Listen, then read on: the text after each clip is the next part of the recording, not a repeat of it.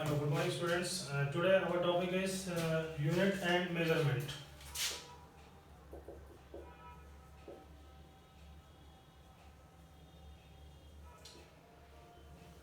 Okay, देखिए unit और measurement में क्या होता है। हम इसमें वेरियस फिजिकल क्वांटिटीज के बारे में हम पढ़ेंगे।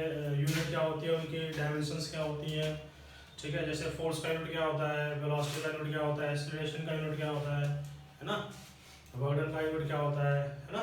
ये सब इस चैप्टर्स में हम पढ़ेंगे। तो इसमें सबसे पहले हम डिफाइन कर लेते हैं फिजिकल क्वांटिटी।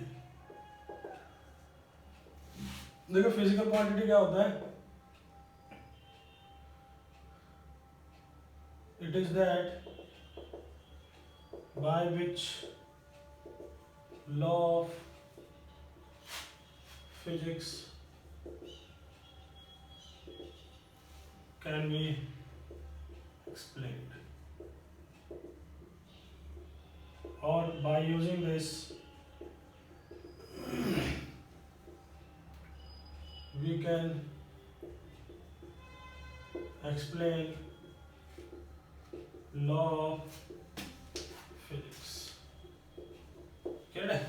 इनका यूज करके हम फिजिक्स के लॉ को क्या करते हैं, एक्सप्लेन करते हैं। क्लियर है। तो हमारे पास 7 फंडामेंटल फिजिकल क्वांटिटी है, ठीक है। तो 7 we have 7 fundamental physical quantities.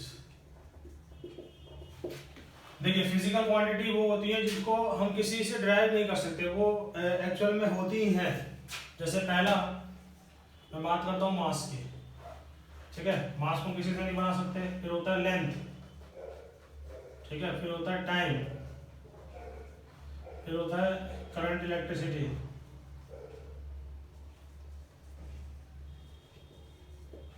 Now फिर होता है लुमिनस इंटेंसिटी। नाउ 6th है हमारे पास mole of substance, and 7th है हमारे पास टेम्परेचर। ठीक है। तो ये 7 फंडामेंटल फिजिकल क्वांटिटीज है हमारे पास, जिनकी हेल्प से हम फिजिक्स के लॉस को क्या करते हैं, एक्सप्लेन करते हैं। क्लियर है। तो पहला है मास, फिर लेंथ, फिर time, then current electricity, luminous intensity, mode of substance and temperature. Clear है। अब मास का देखिए ऐसा यूनिट क्या होता है। यहाँ पे मैं इसके ऐसा यूनिट्स लिख रहा हूँ। क्या होता है, किलोग्राम। लेंथ का क्या होता है, मीटर। टाइम का क्या होता है, सेकेंड। लिख लेते हैं पहले हम ऐसा यूनिट्स ना, kilogram, metre, second. Current electricity का क्या होता है, एम्पियर। लुमिनस इंटेंसिटी का होता है कैंडेला।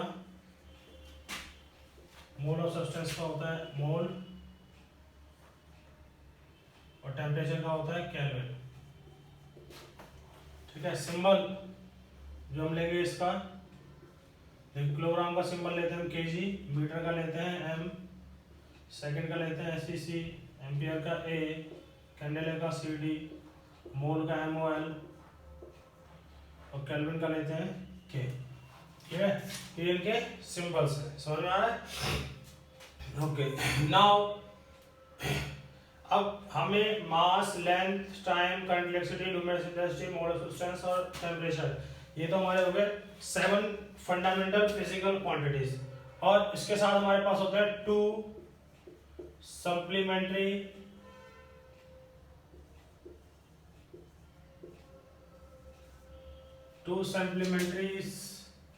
यूनिट्स जो होती है। वो पहला होता है रेडियन, या ऐसा ले लो प्लेन एंगल,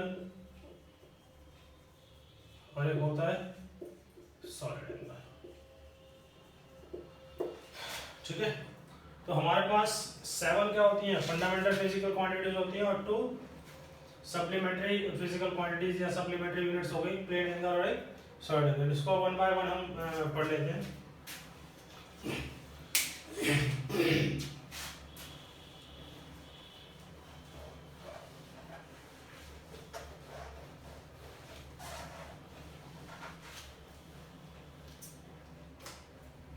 देखिए स्टूडेंट्स, मास को अगर हमें मेजर करना हो तो या तो मास को हम किलोग्राम में मेजर करते हैं या फिर ग्राम में मेजर करते हैं, ठीक है,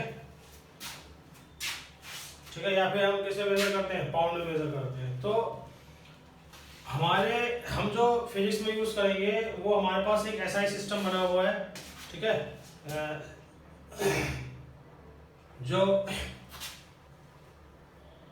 मतलब सब साइंटिस्टों ने मिलकर मीटिंग किया, उसमें उन्होंने क्या किया, उन्होंने एक सिस्टम बनाया कि यस ये सिस्टम हम बना लेते हैं, और इसमें सबकी मंजूरी मिली और उन्होंने ये डिसाइड किया कि मास के लिए हम स्टैंडर्ड सिस्टम में जो यूनिट्स रखेंगे वो केजी रखेंगे। तो एक ट्रेडमार्क बना दिया कि हम मास के लिए क्या रखेंगे, केजी रखेंगे, ठीक है। इसी तरह टाइम के लिए हम क्या रखेंगे, सेकंड रखेंगे, ठीक है, और लेंथ के लिए हम क्या रखेंगे, मीटर रखेंगे, टेम्परेचर के लिए केल्विन रख लेंगे, क्लियर। सेल्सियस भी होता है, फ़ारेनहाइट भी होता है, बट स्टैंडर्ड टेम्परेचर के लिए क्या रखा है, केल्विन रखा है, समझ में आ रहा है। तो उसके बाद देखिए प्लेन एंगल और सॉलिड एंगल। देखिए प्लेन एंगल के लिए क्या है, ये हम मैथमेटिक्स में पढ़ चुके हैं कि मान लीजिए ये एंगल बना रहा है लेट्स से डेल्टा थीटा, और यहाँ से यहाँ तक ए से बी तक इसका डिस्टेंस कितना है, डेल्टा एस, और ये रेडियस कितना है, आर। तो यहाँ से ये जो आर्क है वो सेट इस पॉइंट पे एंगल ऐसे कवर कर रहा है, डेल्टा थीटा। तो इस ये जो एंगल फॉर्म होगा डेल्टा थीटा, वो होता है theta equal to arc A B upon radius कितना है, R. Delta theta equal to delta S divide by R होता है, ठीक है। ये जो एंगल होता है इसको हम क्या बोलते हैं, प्लेन एंगल बोलते हैं, और इसका जो यूनिट होता है, यूनिट ऑफ डेल्टा थीटा, वो क्या होता है, रेडियन,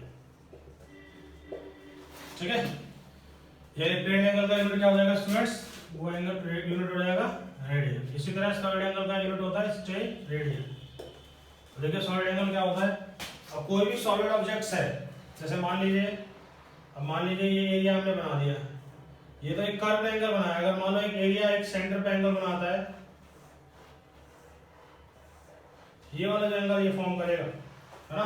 जैसे मान लीजिए एक शीट है इस टाइप से, ऐसे ही हो, और यहाँ से एंगल बनाएगा, तो इस एंड को ज्वाइन कर देंगे, इस एंड को ज्वाइन कर देंगे, इस एंड को ज्वाइन कर देंगे, इस एंड को ज्वाइन, तो ये एंगल बनाता है, इसको हम क्या बोलते हैं, सॉलिड एंगल बोलते हैं। तो delta omega is solid angle.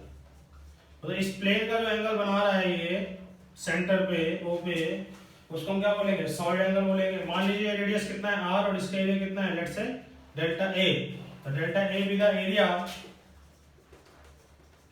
And R be the radius. तो जो सॉलिड एंगल होता है delta omega that is D A by radius का होल स्क्वायर, क्लियर है। और इसका ऐसा यूनिट क्या होता है स्टूडेंट्स, इसका ऐसा यूनिट होता है स्टेरेडियन, क्लियर है। तो प्लेन एंगल हो गया, स्टेरेडियन हो गया, क्लियर है। अब हम इनका यूज करके बनाना चाहते हैं इनके डायमेंशंस फार्मूला। तो देखिए इनके डायमेंशंस फार्मूला हम कैसे बनाते हैं।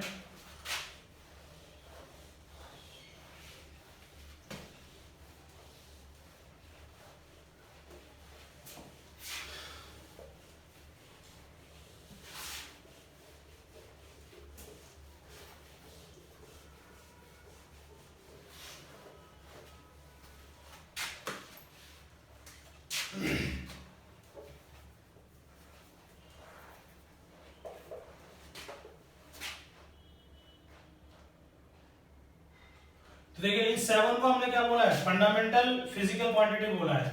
अब देखिए डिराइव्ड, या इसमें देख लो यूनिट्स हमने लिख लिए थे, वो 7 यूनिट्स भी लिख लिए और 2 सप्लीमेंट्री यूनिट्स भी लिख लिए। अब देखिए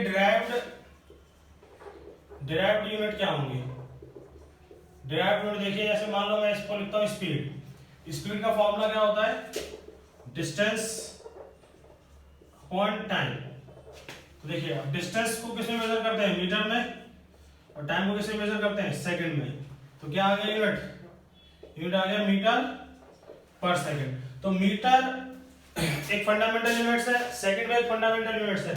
इन दोनों का यूज करके हमने किसका यूनिट बनाया है, स्पीड का बनाया है। तो स्पीड को हम क्या बोलेंगे, इसमें एक डिराइव्ड यूनिट बोलेंगे। तो स्पीड एक डिराइव्ड क्वांटिटी है। इसी तरह हम वेलोसिटी की बात करें तो वेलोसिटी क्या होता है, डिस्प्लेसमेंट अपॉन टाइम। तो डिस्प्लेसमेंट भी एक तरह का लेंथ होता है, तो डिस्प्लेसमेंट का यूनिट क्या होगा स्टूडेंट्स, मीटर होगा, और टाइम का यूनिट क्या होगा, सेकंड होगा।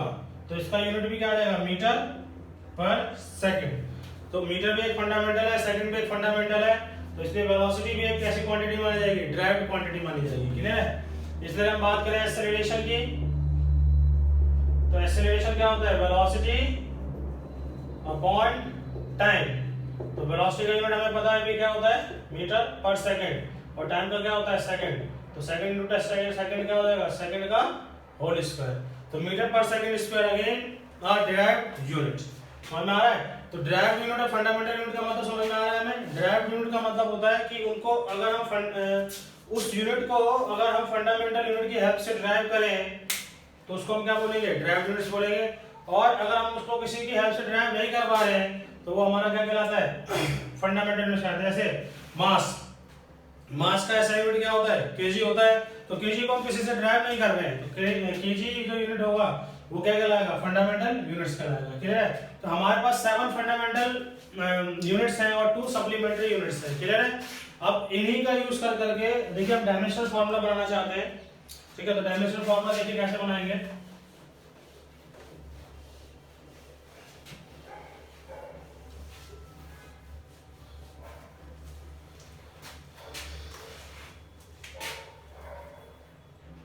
देखिए डायमेंशनल फार्मूला, तो सबसे पहले ये सीखते हैं कि डायमेंशनल फार्मूला एक्चुअली हम फॉर्म कैसे करते हैं। तो देखिए किसी भी क्वांटिटी में, अभी जैसे हमने एक्सेलरेशन पढ़ा, तो एक्सेलरेशन में क्या आया था यूनिट, मीटर पर सेकंड स्क्वायर। तो इसमें सेकंड का पावर कितना आया था, 2 आया था। अगर हम फंडामेंटल यूनिट्स की अगर हम पावर रेस कर दें, जैसे मास की हम पावर रेस कर दें a, लेंथ की पावर रेस कर दें b, और टाइम की पावर रेस कर दें c, तो इनको एक कंबाइंड फॉर्म में लिखें तो हमारा क्या बनता है, डायमेंशनल फार्मूला बनता है। जैसे डायमेंशनल फार्मूला लिखने का तरीका होता है कि ये फिजिकल क्वांटिटी है, फंडामेंटल मास, लेंथ और टाइम, इनकी पावर a लिख दो, इनकी पावर b लिख दो, इनकी पावर c लिख दो, और इनको किस में बंद कर दो, स्क्वायर ब्रैकेट्स में बंद कर दो। ये बेसिकली हर किसी फॉर्मूले में मेन क्या आता है, मास, लेंथ और टाइम आता है। क्लियर है? तो इनको अगर हम एक स्क्वायर ब्रैकेट्स में क्लोज कर दें, इनकी पावर्स को लिख के ऐसे, तो ये क्या बन जाता है, हमारा डायमेंशनल फॉर्मूला बन जाता है। क्लियर है? तो कैसे, अब देखिए, अब मान लीजिए अगर मैं वेलोसिटी का डायमेंशनल फॉर्मूला बनाना चाहता हूँ, ठीक है, तो सबसे पहले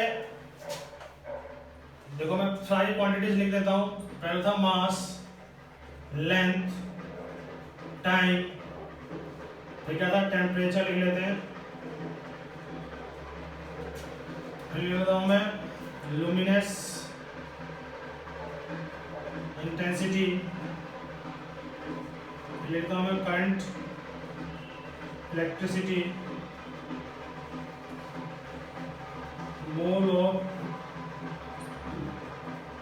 सब्सटेंस, 3 4 7 1 2 3 4 5 6 7 फंडामेंटल क्वांटिटी हो गया।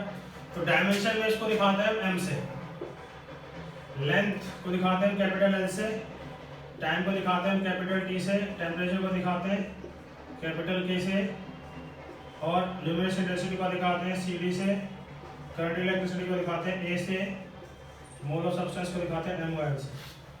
ठीक है, स्क्वायर ब्रैकेट्स लगाना जरूरी है स्टूडेंट्स। अगर हमें डायमेंशनल फार्मूला लगना है तो हमें क्या लगाना पड़ेगा, स्क्वायर ब्रैकेट्स लगाना पड़ेगा। तो मास के लिए क्या होता है, कैपिटल एम, लेंथ के लिए क्या होता है, कैपिटल एल, टाइम के लिए क्या होता है, कैपिटल टी, टेम्परेचर के लिए क्या होता है, कैपिटल के, है ना, और ल्यूमिनेस इंटेंसिटी के लिए क्या होता है students, C D, current electricity के लिए क्या होता है ए, और मोल ऑफ सब्सटेंस के लिए क्या होता है एम ओ एल। क्लियर है? तो ये हमारे पास क्या हो गए, 7 फंडामेंटल फिजिकल क्वांटिटीज हो गए, और उनका डायमेंशन में नोटेशन कैसे करते हैं वो हमें लिख लिया। मास के लिए एम, लेंथ के लिए एल, टाइम के लिए टी, टेम्परेचर के लिए के, है ना, लुमिनेस इंटेंसिटी के लिए सी डी, करंट इलेक्ट्रिसिटी के लिए ए, एंड मोल ऑफ सब्सटेंस के लिए एम ओ एल। क्लियर है? ओके, नाउ अब हम डिराइव करना चाहते हैं कुछ फॉर्मूलेस।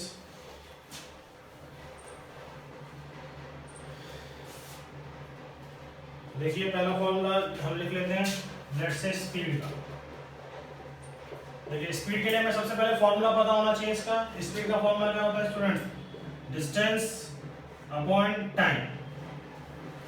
अब देखिए डिस्टेंस को मेजर किस में करेंगे? डिस्टेंस एक तरह का लेंथ है, इसको या तो मीटर में मेजर करेंगे या सेंटीमीटर में मेजर करेंगे, और ऐसा ही में इसको मेजर किस में करते हैं? मीटर में। और डिस्टेंस के लिए, डिस्टेंस भी का क्या हुआ? लेंथ, तो इसके लिए यूज करेंगे एल। टाइम के लिए क्या यूज करेंगे? टी। हमें इस फॉर्मेट में देना होता है sir, L L T format में। तो टी को किधर ले जाएंगे? ऊपर ले जाएंगे, तो एल टी माइनस 1। तो ये इसको स्क्वायर ब्रैकेट्स में बंद कर देंगे। और इसमें क्या नहीं है? एम नहीं है, तो m लिख दोगे m की पावर 0। तो m की कोई भी पावर नहीं आई है, तो m की पावर क्या लिख दोगे? 0। l की पावर कितनी है स्टूडेंट्स? 1, तो 1 लिख दोगे। और t की पावर कितनी है? -1। तो ये डायमेंशनल फार्मूला किसका बन जाएगा स्टूडेंट्स? ये डायमेंशनल फार्मूला बन जाएगा स्पीड का। क्लियर है?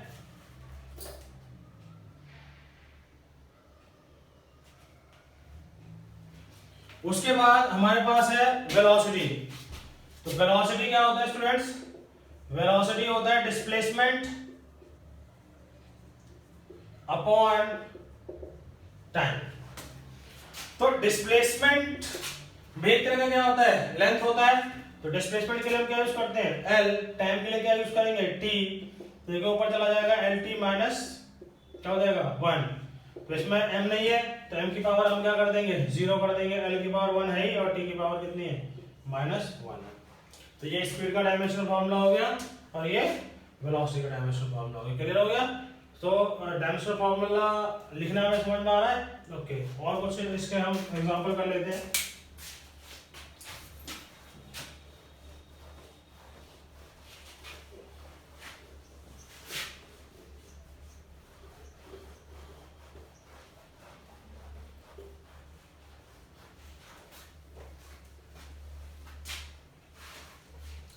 अब मान लो मैंने ले लिया है एक्सेलरेशन। एक्सेलरेशन का फॉर्मूला हमें पता होना चाहिए। एक्सेलरेशन का फॉर्मूला क्या होता है? Velocity upon time. वेलोसिटी को क्या लिख सकते हैं हम? Displacement upon time. और रिकॉर्ड क्या था? टाइम था ही, तो टाइम से टाइम मल्टीप्लाई हो जाएगा, तो क्या हो जाएगा? डिस्प्लेसमेंट डिवाइड बाय टाइम का स्क्वायर। तो डिस्प्लेसमेंट के लिए क्या होता है स्टूडेंट्स? एल। टाइम के लिए क्या होता है स्टूडेंट्स? T square. तो क्या आ जाएगा ऊपर जाके? हो जाएगा ये L T minus 2। This is the dimensional formula of acceleration. और इसको अगर हम m रिमूव करें तो m की power 0, l1 t minus 2। This is the dimensional formula for acceleration. Okay. तो हमें क्या कर लेना है? देखो स्पीड का याद कर लेना है। स्पीड का डायमेंशनल फार्मूला क्या होता है स्टूडेंट्स? lt-1। वेलोसिटी का याद कर लेना है, कितना होता है? वो भी lt-1 होता है। और एक्सेलरेशन का कितना होता है स्टूडेंट्स? एक्सेलरेशन का होता है lt-2। ये तीन बेसिक हमें याद कर लेने हैं। तो देखिए फोर्स का हम याद कर लेते हैं। फोर्स का फार्मूला क्या होता है? Mass into acceleration. तो मास का देखो हमें पता होता है, मास का हम क्या लेते हैं? m। और एक्सेलरेशन का क्या लेते हैं स्टूडेंट्स? lt-2। तो देखिए क्या बन गया ये? m/t-2। तो this is the dimensional formula for force. Clear है? तो इसको भी हम याद रख लेंगे। फोर्स के बाद देखिए वर्क आता है। वर्क डन का जो फॉर्मूला होता है वो होता है फोर्स इनटू डिस्प्लेसमेंट। ठीक है? तो work is force into displacement. अब देखिए फोर्स का हमने अगर याद कर रखा होगा तो हम बहुत जल्दी इसको सॉल्व कर लेंगे। अदरवाइज फोर्स को हमें क्या लिखना पड़ेगा? Mass into acceleration. फिर एक्सेलरेशन को क्या लिखना पड़ेगा? Velocity upon time. वेलोसिटी को क्या लिखना पड़ेगा? Displace upon time. तो इतना ज्यादा कॉम्प्लेक्स करने के बजाय हम क्या कर लेंगे? फोर्स का डायमेंशनल फार्मूला याद रख लेंगे। वो कितना होता है? m/t-2 मल्टीप्लाई डिस्प्लेसमेंट का क्या होता है? l।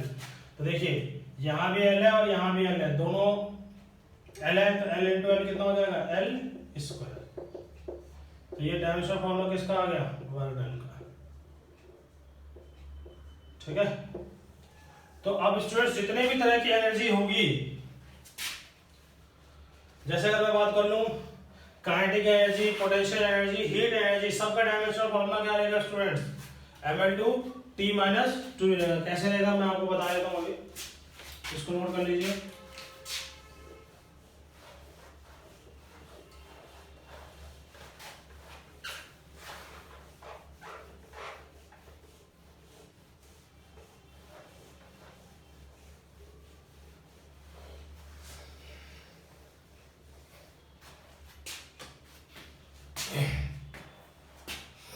अब देखिए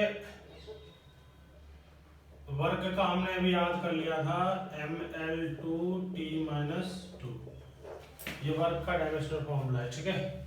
अब इसी से मैंने बताया कि काइनेटिक एनर्जी, पोटेंशियल एनर्जी और heat energy has same dimensional formula as work, ठीक है। Kinetic energy, potential energy, heat energy का डायमेंशनल फॉर्मूला सेम होता है जैसे किसका होता है, बॉगडन का होता है। कैसे? देखिए वर्क का हमें पता है ml2t-2 होता है। अगर हमें काइनेटिक एनर्जी का फॉर्मूला पता है तो हम लिख लेते हैं। देखिए काइनेटिक एनर्जी का क्या होता है स्टूडेंट्स, काइनेटिक एनर्जी का फॉर्मूला पता है हमें, क्या होता है, हाफ mv²। देखिए जो क्वांटिटी कांस्टेंट है उसको हम कभी भी कुछ उसका कोई डायमेंशन नहीं होता, किसी भी नंबर का कोई डायमेंशन नहीं होता, इसका डायमेंशन हम नहीं लेंगे, हाफ तो हाफ ही है, तो इसको डायमेंशनल फॉर्मूला में लेंगे भी नहीं हम। डायमेंशनल फॉर्मूला वो लेंगे जिनके यूनिट्स होंगे। तो मास का क्या होता है, m होता है, वेलोसिटी का क्या होता है स्टूडेंट्स, lt-1, इसका क्या कर देंगे होल स्क्वायर, तो क्या हो जाएगा ml²t-2। तो देखिए काइनेटिक एनर्जी का डायमेंशनल फॉर्मूला वही आया है जो किसका है, वर्क का है। उसके बाद हम बात कर रहे हैं पोटेंशियल एनर्जी की, ठीक है। तो पोटेंशियल एनर्जी का फॉर्मूला हमें पता है mgh होता है, पता है। मास g क्या होता है, एक्सेलरेशन ड्यू टू ग्रेविटी, और h क्या होता है, हाइट। देखिए मास का क्या होता है m, g क्या है, g होता है एक्सेलरेशन ड्यू टू ग्रेविटी। तो g acceleration due to gravity होता है, तो g का डायमेंशनल फॉर्मूला वही होगा जो किसका होगा, एक्सेलरेशन का होगा, दैट इज lt-2। और हाइट भी एक तरह का लेंथ है, तो क्या हो जाएगा l, तो कितना हो जाएगा ml2t-2। पोटेंशियल एनर्जी का डायमेंशनल फॉर्मूला भी क्या हो गया, ये हो गया। अब मैं बात कर रहा हूँ हीट एनर्जी। हीट एनर्जी का फॉर्मूला देखिए होता है I²RT, ठीक है। इसमें I क्या बताता है, करंट को, R बताता है रेजिस्टेंस को, T बताता है टाइम को, ठीक है। I²RT होता है। इसका भी डायमेंशनल फॉर्मूला क्या है स्टूडेंट्स, ml2t-2। अब इसके डायमेंशनल फॉर्मूला के लिए हमें क्या चाहिए, रेजिस्टेंस का डायमेंशनल फॉर्मूला आना चाहिए। करंट का तो हमें पता होता है, कितना होता है, A एम्पियर होता है ना। चलो ये समझ में आ गया। तो देखो मैं रेजिस्टेंस का डायमेंशनल फॉर्मूला आपको निकाल के बताता हूँ। तो ओम्स लॉ से आपने पढ़ रखा है,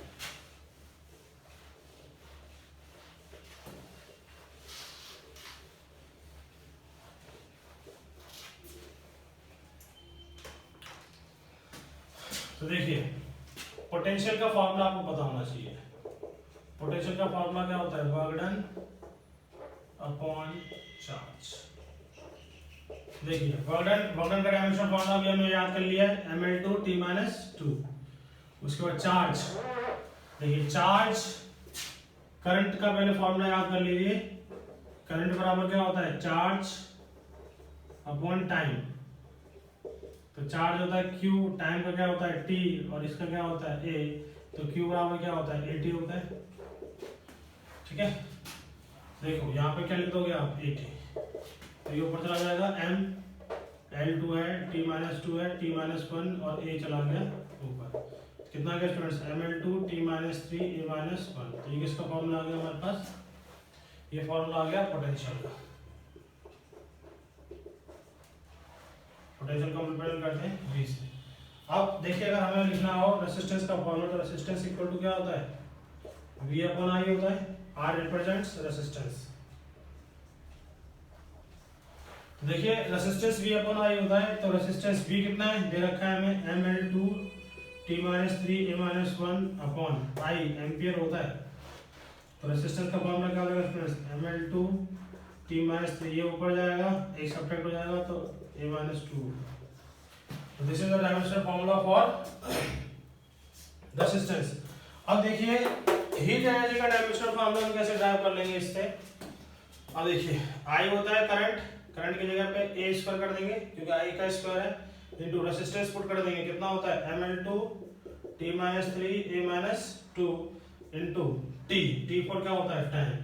तो देखिए a2 से ये कैंसिल आउट हो गया और एक t से एक कैंसिल आउट हो गया, कितना बच जाएगा ml2, देखो इसकी पावर 3 इसकी पावर 1 तो कितना हो जाएगा -2, तो ml2 t - 2। तो इसका मतलब ये हो गया कि एनर्जी का जो डायमेंशनल फार्मूला होगा वो वही होगा जो किसका होगा, बर्डन का होगा। ठीक है, तो बर्डन का फार्मूला आप एक याद रख लें ml2 t - 2, उसी से ही हम बाकी सारे फॉर्मूले क्या कर सकते हैं, ड्राइव कर सकते हैं।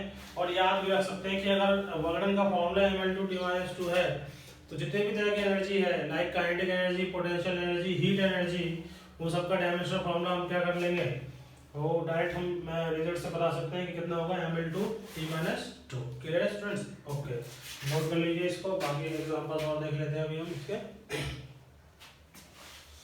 ठीक है, इसमें हमने एक और इंपॉर्टेंट फॉर्मूला ड्राइव किया पोटेंशियल का क्या होता है बर्डन अपॉन चार्ज, चार्ज का भी हमने ड्राइव किया, चार्ज का क्या होता है a × t, तो इसका भी आप एक याद रख सकते हैं, चार्ज का a × t होता है।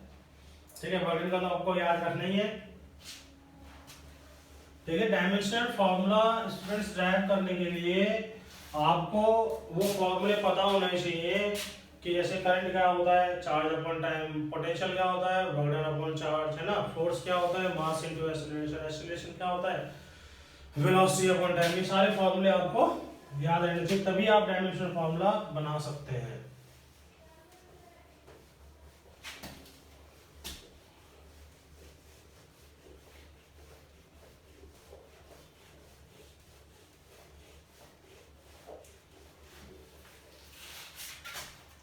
ओके, नाउ हम डायमेंशनल फार्मूला बनाना चाहते हैं टॉर्क का।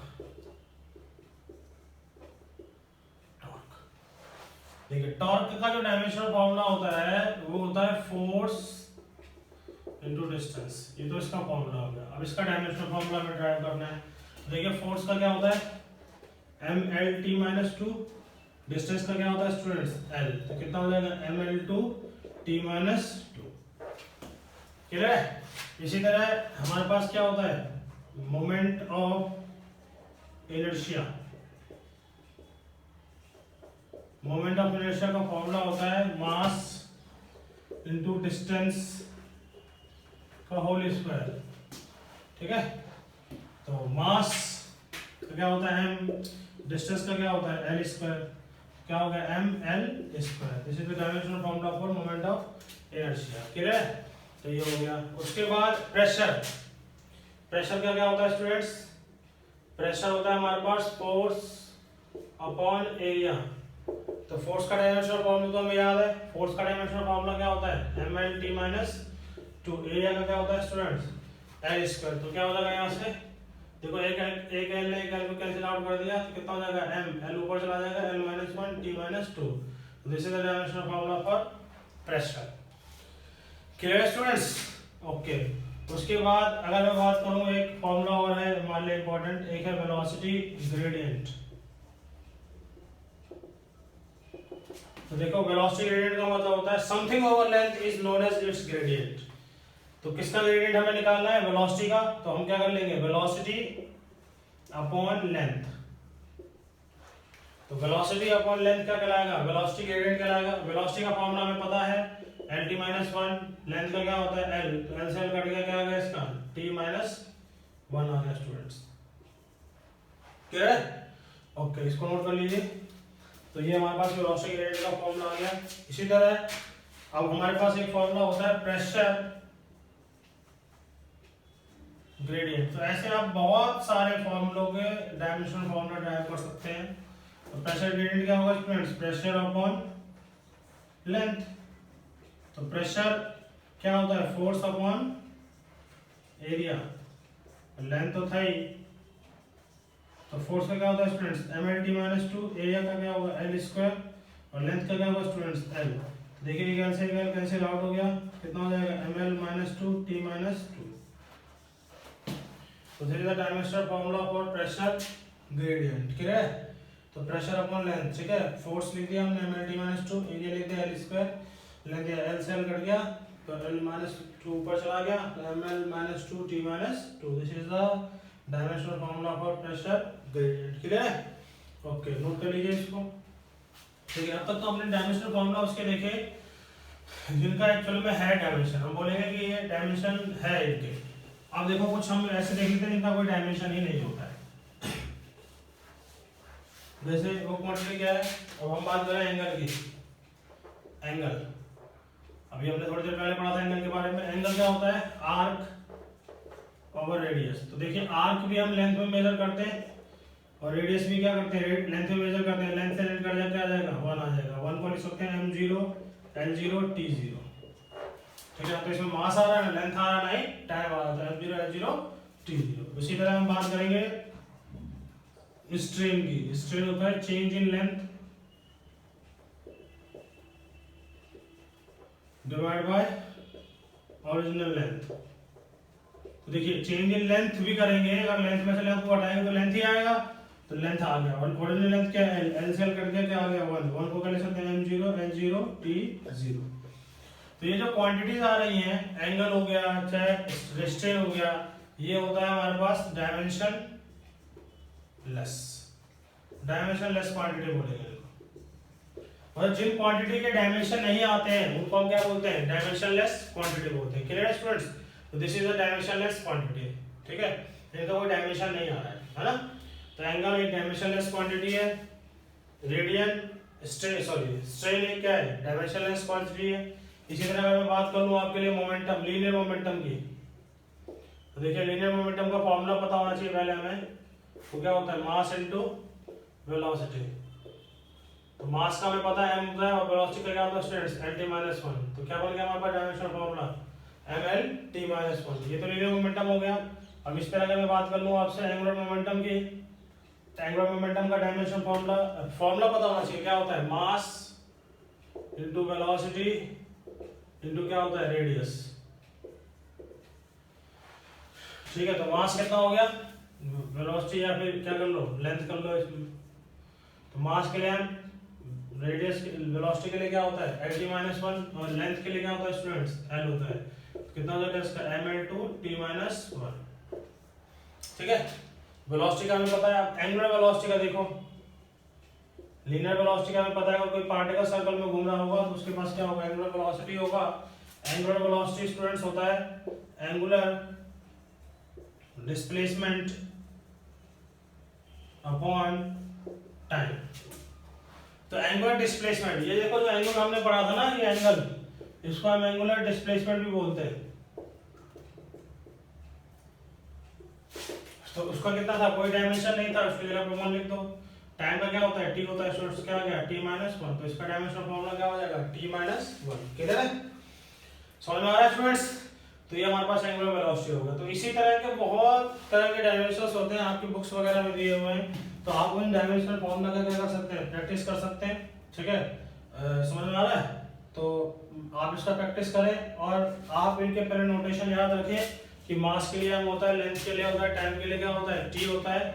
ठीक है, और उन्हीं के बिहाफ पे आप इन सारे डायमेंशनल फॉर्मूला को क्या कर सकते हैं, ड्राइव कर सकते हैं। तो आपकी एनसीईआरटी की किताब में लास्ट में, ठीक है, लगभग 90 to 96 फॉर्मूलेस दिए हुए हैं। आप उन फॉर्मूलेस को याद करें, ठीक है, और उनके क्या करें, डायमेंशनल फॉर्मूला को ड्राइव करने की कोशिश करें। ठीक है, समझ में आ रहा है? ओके, आई होप आपको समझ में आया होगा। आगे इसका हम नेक्स्ट क्लास में इसको और आगे कंटिन्यू करेंगे। ठीक है, थैंक यू।